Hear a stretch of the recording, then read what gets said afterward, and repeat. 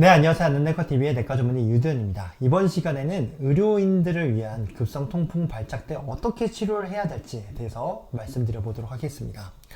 일단은 통풍이 발작하면 통증을 조절하는 치료를 시행해 주셔야 되고, 동시에 재발을 방지하는 치료까지 고려를 해 주셔야 됩니다.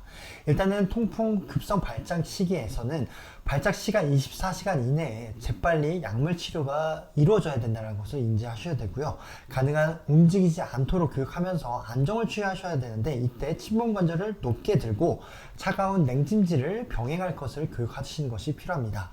또한 요산 저하 약물을 기존에 복용하고 있는 분이라면 이 약물을 끊을 경우에서는 요산 농도가 또 급격하게 변하게 되고, 그로 인해서 요산 결정체가 안 그래도 지금 형성되고 있는 와중인데, 또한 이 약물을 끊음으로 인해서 요산 농도가 변화해서 더 추가적인 요산 결정체가 형성될 수 있기 때문에 마치 불난집에 기름을 붓는 격이 될 수 있다는 거죠. 그렇기 때문에 요산 저하 약물을 복용 중이라면 그대로 복용할 것을 교육하는 것이 필요하겠습니다.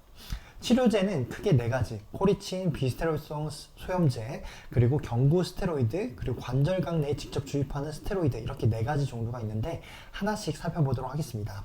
코리친과 같은 경우에서는 교과서에서는 발작이 일어나고 나서 일단은 직후에 1.2mg, 한 알에 이제 0.6mg인데 두 알을 복용하고 1시간 이후에 0.6mg을 복용하고, 이후에 12시간이 지나고 나서 통풍 예방을 위한 목적으로 0.6mg을 하루에 1회에서 2회 복용을 하도록 교육을 하고 있습니다. 사실 이 복용법이 굉장히 복잡하고 어려울 수 있기 때문에 저 같은 경우에서는 그냥 첫날에 0.6mg을 하루에 3알 드시도록 교육을 하고 있고요. 둘째 날부터는 0.6mg을 아침 저녁으로 드시도록 교육을 하고 있습니다. 이 코리친의 부작용은 설사를 유발할 수 있고 무려 23%나 유발된다라고 알려져 있고요. 골수 억제를 일으켜서 백혈구나 이런 것들이 떨어질 수도 있고요. 그리고 신장에 어떤 독성을 유발한다든지 간 독성을 유발할 수도 있고, 신경 독성이나 근육병증을 유발할 수 있다고 알려져 있습니다. 특히나 신장 기능이 떨어져 있는 분들 같은 경우에서는 처음에 이 약을 썼을 때 CCR, 그 사부체 여과율이 50 이상일 경우에서는 하루에 2알까지는 가능하겠지만, 만약에 50 미만일 경우에서는 하루에 한 알만 투여해야 되고, 만약에 35 미만으로 떨어져 있을 경우에서는 2, 3일에 간격마다 하루에 0.6mg이 아니라 2, 3일마다 0.6mg을 투여하도록 이렇게 교육을 하고 있습니다. 만약에 사이토크롬 P450 3A4 억제제와 같이 복용을 할 경우에서는 이 코리친이 이 사이토크롬 P450 3A4에 의해서 분해되기 때문에 이 억제제를 복용을 하면 코리친 농도가 급격하게 올라갈 수 있겠죠. 그럴 경우에서는 여러 가지 부작용들이 더 많이 나타날 수 있기 때문에 가급적인 스타틴, 클라리스로마이신, 아미오다론, 이런 이소니아지드, 항간질제인 발포릭 애시드와 같은 것들을 함께 복용하시면 부작용이 증가한다는 것을 인지하셔야 되겠습니다. 자, 다음으로는 비스테로이드성 소염제가 있는데요. 나프로펜을 보통 류마티스 내과에서 많이 사용하고 있죠. 그래서 500mg PID를 투여하면서 PPI를 덧붙여 줄 수도 있겠고요. 하지만 이때 주의하셔야 될 게, 감기 때 투여하는 이부브루펜을 200mg TID로 투여하게 될 경우에서는 이 통풍의 통증을 조절하는데 부족할 수 있다는 거죠. 실제로 만약에 통풍을 치료하는 데 있어서 브루펜을 사용하시겠다 하면 800mg을 하루에 3번 이렇게 투여하도록 현재 권고를 하고 있습니다. 부작용을 고려해서 이 비스테로이드성 소염제는 가급적 짧게 사용을 권고하고 있지만 너무 일찍 중단하게 되면 재발할 수 있기 때문에 가급적 이 비스테로이드성 소염제에 대한 부작용이 우려되시는 분들 같은 신장 기능 저하 환자 같은 경우에서는 스테로이드 치료를 고려해 볼 수 있겠다는 거죠. 그렇다면 경구 스테로이드제는 어떻게 투여를 하게 되냐? 일반적으로 프레드니솔론을 사용하고 30에서 35mg을 3일에서 5일간 투여를 하게 되는데, 가령 만약에 40mg를 투여하겠다, 시작을 하겠다라고 하면 20mg씩 이렇게 하루에 아침 저녁으로 나눠줘서 이틀 동안 투여를 하고, 이후에 계속 감량을 해서 총 10일 동안 중단을 할 수 있도록, 테이퍼링을 할 수 있도록 이 스테로이드를 감량해 주셔야 되겠습니다. 반면에 이제 주의하셔야 될 점은, 감염이나 혈당을 올릴 수 있는 그런 부작용이 있을 수 있기 때문에 이러한 동반 질환을 고려해서 스테로이드 약제를 투여해 주셔야 되겠습니다. 그 다음에 관절각 내 스테로이드를 투여해 볼 수 있겠는데, 사실 통풍의 가장 이상적인 치료 방법이 직접 그 관절각 내에 스테로이드를 투여하는 것이겠죠. 하지만 모든 병원에서 이 관절각 내 초음파를 보면서 이렇게 주입을 하는 것이 가능하지는 않기 때문에 일부 가능한 병원에서 이런 것들이 추천될 수 있겠다라고 설명드릴 수 있겠습니다. 자, 그러면 다 이런 말씀드린 네 가지 약제를 어떤 상황에서 투여할 수 있는지 정리를 해보면 동반 질환에 따라서 나눠서 투여를 해볼 수 있겠죠. 관절 강내 스테로이드 같은 경우에서는 여러 가지 동반 질환에 상관없이 다 투여를 해볼 수 있겠고요. 반면에 이제 경구 스테로이드 측면에서 살펴보면 신장 기능이 문제가 있어도 가능하고 간질환, 우려성 신부종 모두 가능하지만 소화성 궤양이 있다거나 당뇨나 감염병 질환을 앓고 있다라고 할 경우에서는 투여를 하면 안 되겠습니다. 그 외에 다른 약제를 투여를 해야 되겠고, 그리고 엔세이드나 콕스2 이니비터, 포리친과 같은 경우에서는 신장 질환, 간질환, 신부전 환자에서는 조심해서 투여를 하도록 이렇게 권고를 하고 있고요. 그리고 소화성 궤양이라든지 항응고제나 항혈소판제를 복용하고 있는 분들 같은 경우에서는 그 대안으로서 코리친은 가능하겠지만 소화성 궤양은 스테로이드는 안 되고 항응고제, 항혈소 판제를 복용하고 있는 경우라면 코리친과 스테로이드는 투여가 가능하겠지만 엔세이드나 콕스 이니비터는 가급적 지양할 것을 권고하고 있습니다. 자, 이렇게 동반 질환에 따라서 이 네 가지 약물을 선택할 수 있다. 굉장히 복잡하지만 경험이 쌓이다 보시면 익숙해지시리라 생각을 하고 있습니다. 자, 증례를 한번 살펴보도록 하겠습니다. 2년 전에 통풍 병력을 가진 52세 남한이 내원을 했는데 2일 전부터 오른쪽 발목과 발등에 그리고 증상이 있었고 1일 전부터는 왼쪽 무릎에 이제 급성 통풍 증상이 나타났다고 내원을 했습니다.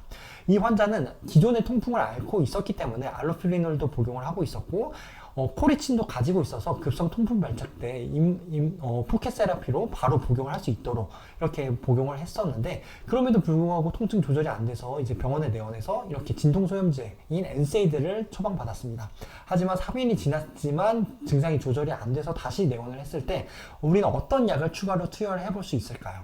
이제 복합 치료에 대해서 제가 설명을 드리려고 이런 증례를 가져와 봤는데, 만약에 한 개의 소관절만 침범했다라고 하면 앞서 설명드린 네 가지 약제 중에 하나만 투여를 하면 되겠습니다. 하지만 다발성 관절염이 있다거나 큰 관절을 침범했을 경우에서는 애초에 초기부터 여러 가지 복합제를 한꺼번에 투여를 해볼 수 있겠는데, 엔세이드나 코리친을 같이 투여해볼 수 있겠고, 혹은 스테로이드, 경구 스테로이드 제나 코리친을 투여해볼 수 있겠고, 혹은 스테로이드 관절강내 주사를 하면서 경구 약제를 병행할 수 있겠습니다. 하지만 엔세이드나 경구 스테로이드제는 함께 투여할 경우에서는 위장관 부작용이 증가할 수 있다라고, 이런 것들을 감안하시고 사용을 하셔야 되겠고요.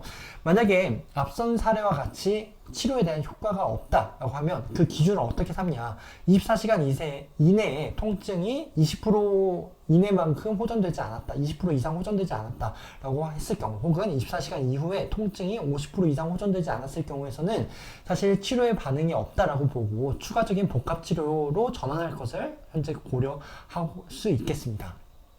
자, 다음은 재발 방지 측면에서 우리가 어떻게 생각을 하셔야 되냐면, 사실 재발 방지를 하기 위해서는 요산 저하제와 항염증제를 투여를 해볼 수 있겠습니다. 하지만 이때 이 요산 저하제인 알로피리놀과 페북소스탄, 벤조브로마론을 함께 이제 급성 통풍 발작기에 여러 가지 통증 조절하면서 동시에 투여를 해야 될지, 혹은 이 급성 통풍이 발작이 일어나고 나서 3, 4주 뒤에 투여를 해야 될지에 대해서는 아직까지 논란이 있습니다. 사실 제가 학생 때만 해도 사실 급성 통풍 발작 시기에서는 이 재발 방지 치료를 바로 들어가면 안 된다라고 했습니다. 왜냐하면 요산의 농도가 이렇게 변할 수 있기 때문에 그럴 경우에서는 통풍 발작이 더 오랫동안 지속될 수 있다라고 저는 배웠었는데, 최근에 일부 연구에서는 함께 투여를 하는 것이, 요산 저하제를 함께 투여하는 것이 요산 농도를 좀 더 빨리 낮출 수 있다라고 보고를 했었습니다. 그래서 이러한 것들이 현재는 아직까지는 대규모 스터디가 없기 때문에 결론 지을 수 없는 상황이다라고 제가 말씀드릴 수 있겠고, 저는 그렇기 때문에 급성 통풍이 어느 정도 호전된 3, 4주 이후에서야 요산 저하제를 들어가는 것이 맞지 않나라고 생각을 하고 있습니다. 유지 기간 같은 경우에서는 만약에 이렇게 발작이 일어났고 요산 저하제를 써야 된다고 하면 평생 동안 요산 저하제를 복용할 것을 제시를 하고 있고요. 그 목표는 혈중 요산 농도가 6 미만으로 도달할 수 있을 정도로 이런 요산 저하제를 함께 투여를 하셔야 되겠고, 만약에 통풍에 결절이 있다거나 만성 통풍 관절염이 진행이 돼서 여러 가지 관절의 손상이 이미 진행된 경우라면 5 미만으로 조절할 것을 이렇게 제시를 하고 있습니다. 자, 이렇게 요산 저하제가 들어가면서 이제 투여를 해주셔야 될 게 바로 저농도의 이제 코리친이 될 수 있겠습니다. 왜냐면 이렇게 이제 3, 4주가 지났을지라도 이제 요산 농도를 떨어뜨리는 치료를 시작하게 되면 급성 통풍이 재발할 가능성이 높다라는 것이죠. 이렇게 초반에 이렇게 통풍 발작이 일어나게 되는데, 그렇기 때문에 이 요산 저하제가 들어가게 되는 시점으로부터 함께 요산 저하제와 이 항염증제인 코리친을 3개월에서 6개월 동안 투여를 할 것을, 병행해서 투여할 것을 이렇게 가이드라인에서는 제시하고 있습니다. 그래서 이렇게 함께 투여할 경우에서는 요산의 발작 빈도를 줄일 수 있다는 장점이 있겠고요. 만약에 결절이 있는 경우에서는 이런 항염증 치료를 6개월까지, 만약에 없는 경우에서는 최소 3개월까지 유지할 것을 이렇게 제시를 하고 있습니다. 만약에 코리친에 대한 여러 가지 부작용이나 금기가 있어서 사용할 수 없을 경우에서는 엔세이드나 이런 스테로이드제를 투여해 볼 수 있겠다고 이렇게 제시를 하고 있었습니다.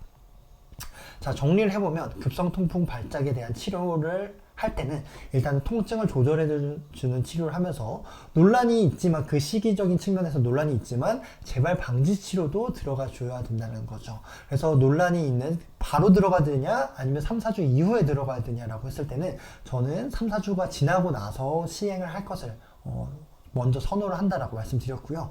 통증을 조절할 때는 엔세이드, 코리친, 스테로이드를 여러 가지 동반 질환에 따라서 선택을 해볼 수 있겠고, 재발 방지 치료에 있어서는 요산 저하제와 동시에 저용량의 코리친을 함께 투여를 해볼 수 있겠다라고 말씀드리면서 이번 영상을 정리해 보도록 하겠습니다. 지금까지 긴 영상 시청해 주셔서 감사합니다.